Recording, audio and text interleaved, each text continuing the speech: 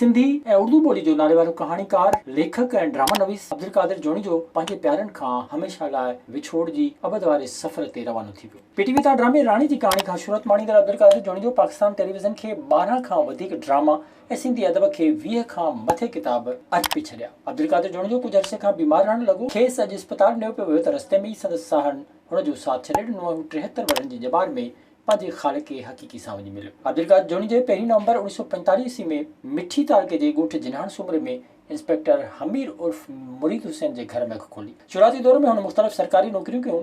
संदसि पहिरीं कहाणी 1965 ईस्वी में रूरिहाण रिसाले में वाटूं रातियूं ऐं रोल जे नाले सां छपी।